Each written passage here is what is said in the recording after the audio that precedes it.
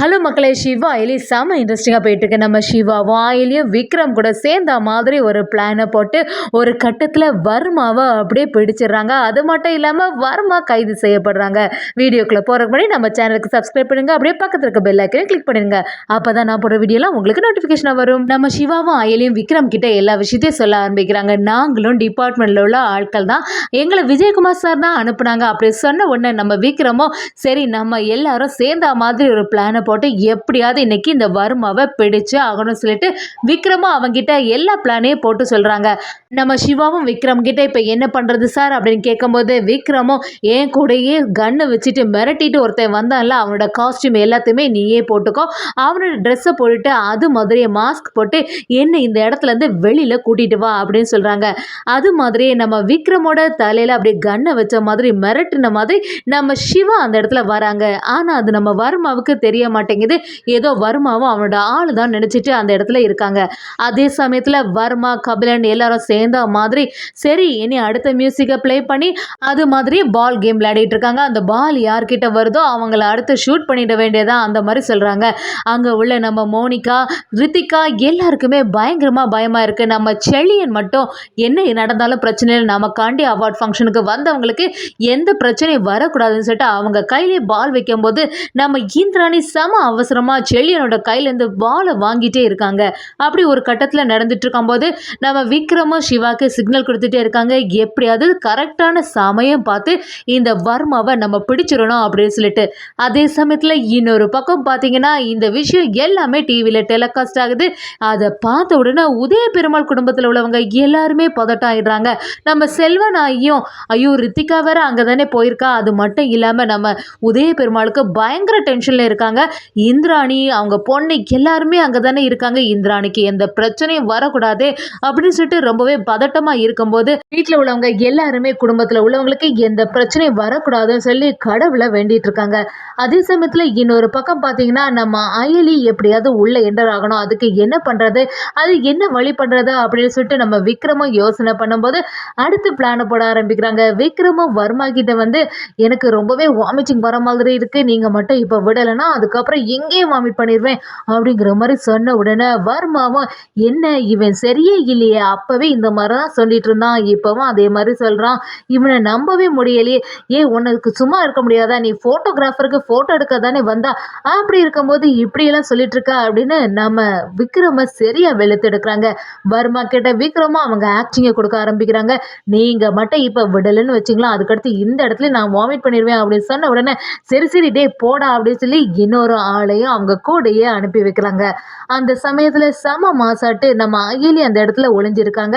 விக்ரமும் அந்த இடத்துல வந்து வர்மாவோட ஆளை அந்த இடத்துல அடிச்சு துவம்சம் பண்றாங்க. அதே சமயத்துல ஒளிஞ்சிருந்த நம்ம அகிலியும் ஒரு சூப்பர் காஸ்டியூம் போட்டுட்டு அந்த இடத்துக்குள்ள என்டர் ஆகுறாங்களே சொல்லலாம். ஒரு கட்டத்துல விக்ரம், சிவா, அயலி எல்லாருமே வர்மாவோட பக்கத்துல நெருங்கிட்டாங்கன்னே சொல்லலாம். இன்னொரு பக்கம் நம்ம ரித்திகா மோனிகா கிட்ட புலம்பிட்டே இருக்காங்க, என்னோட வாழ்க்கை இப்படி ஆகணும், நான் சரியான இடத்துல வந்து மாட்டிட்டேனே, இப்போ என்ன செய்யறது அப்படின்னு சொல்லிட்டு மோனிகா கிட்ட புலம்பும் போது மோனிகாவும் சரி விடு, எப்படியாவது இதுலேருந்து நம்ம எஸ்கேப் ஆயிடலாம் அப்படின்னு நினச்சிட்டு இருக்காங்க. கபிலனும் வர்மா கிட்ட என்னோட குடும்பம் எல்லாமே இங்கே தான் இருக்குது, என்னோட அக்கா பொண்ணு எல்லாரும் இங்கே இருக்காங்க, அது மட்டும் இல்லாமல் என்னோட ஒய்ஃபும் அங்கே தான் இருக்கா, அதனால் அவங்களுக்கு மட்டும் எந்த ஆபத்தும் வராமல் பார்த்துக்கோ அப்படின்னு சொல்லிடுறாங்க. வர்மாவும் அதுக்கு சரின்னு சொல்லவும் ஒரு கட்டத்தில் பால் ஒருத்தங்க கையில் போகும்போது அடுத்து வர்மா அடுத்த பிளானை போடுறாங்க, எப்படியாவது இவங்களை சுட்டு தள்ளிடலாமா அப்படின்னு யோசிக்கிறாங்க. இந்த சமயத்தில் கபிலனும் வர்மா கிட்ட பேசும்போது அந்த இடத்துலேருந்து அந்த ஆளை எஸ்கேப் ஆகிட்டாங்கன்னு சொல்லலாம்.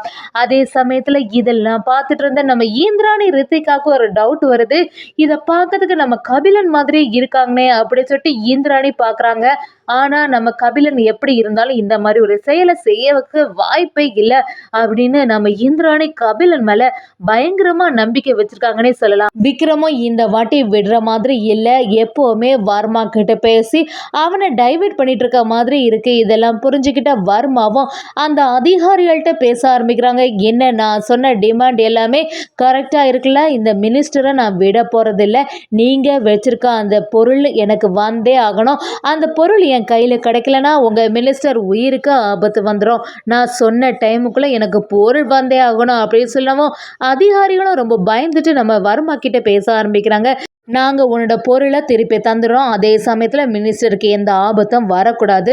அது வரைக்கும் நீ கொஞ்சம் பொறுமையாக தான் இருக்கணும் அப்படின்னு சொல்லும்போது வர்மாவும் எனக்கு குறைவான டைமுக்குள்ளே நீங்கள் தந்தாகணும்னு சொல்லிட்டு ஒரு டிமாண்டை வைக்கிறாங்க. அதே சமயத்தில் இன்னொரு பக்கம் நம்ம கபிலங்கிட்ட வர்மாவும் ஜாக்கிரதையாக இருக்கணும். இங்கே இவங்க வேற ஏதாவது பிளான் பண்ண ஆரம்பிப்பாங்க. கண்டிப்பாக உஷாராக இருந்தால் தான் நமக்கு பொருள் கிடைக்கும். எனக்கு என்ன நடந்தாலும் பரவாயில்ல, எத்தனை உயிர் போனாலும் பரவாயில்ல, ஆனால் நம்மளோட பொருள் எனக்கு கிடைச்சே ஆகணும். அது பயங்கர வேல்யூபிள் ஆனது அப்படின்னு சொல்லிட்டு கபிலன் கிட்ட சொல்லும்போது கபிலனும் வர்மா கிட்ட நீ எதுக்குமே கவலைப்படாத வர்மா, இந்த வாட்டி எதுவுமே சொதப்பாது, யாருக்கிட்டையுமே நம்ம சிக்க போறதில்ல, நீ தைரியமா இருன்னு சொல்றாங்க. இன்னொரு பக்கம் பார்த்தீங்கன்னா நம்ம அயிலியும் அடுத்த பிளானை போட ஆரம்பிக்கிறாங்க. பேசாம இந்த பாஸ் கேம்ல நம்மளே கலந்துக்க வேண்டியதான். அங்க உள்ளவங்க எல்லாருக்குமே ஒரு மரண பயம் முகத்துல தெரியுது. எப்படியாவது இந்த வர்மா கிட்ட இருந்து இவங்களை எல்லாருமே காப்பாற்றணும். இனி ஒரு உயிர் கூட இங்க இருந்து போகக்கூடாது அப்படின்னு சொல்லிட்டு நம்ம அயலியும் யோசிக்கிறாங்க. அது மாதிரி ஒரு செயலை செய்கிறாங்க.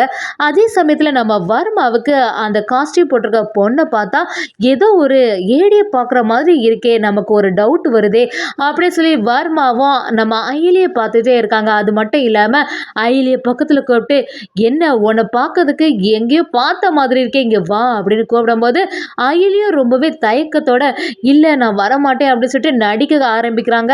ஆனால் அதெல்லாம் நம்புற மாதிரி இல்லை. வர்மாவும் ஒரு கட்டத்தில் அயலியை ஸ்டேஜ்லேயே கூப்பிடுறாங்க. அயலியும் அந்த இடத்துல வராங்க.